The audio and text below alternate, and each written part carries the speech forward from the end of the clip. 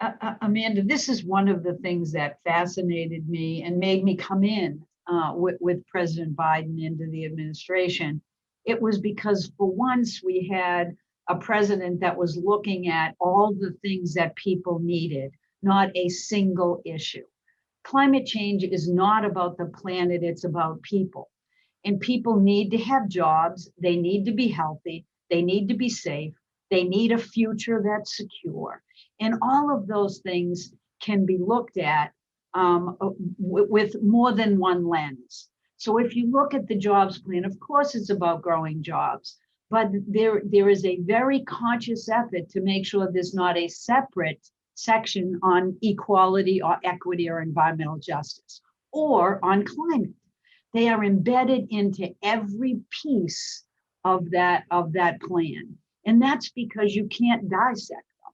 Climate change is hitting the poorest communities, the tribal communities, the people of color the most and the hardest, just like traditional pollutants, which I know.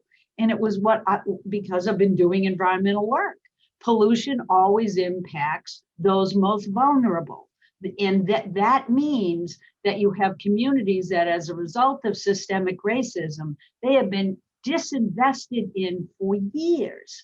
And they're living in areas where you can't have access to good, healthy food. You don't have access to health care the way others do. You don't have a good and efficient home that's all weatherized to live in. You have challenges that others don't face, which means you have whole communities that have been left behind. And President Biden, in his climate plan, said that at least 40% of the benefits of everything we do are going to be focused on those communities.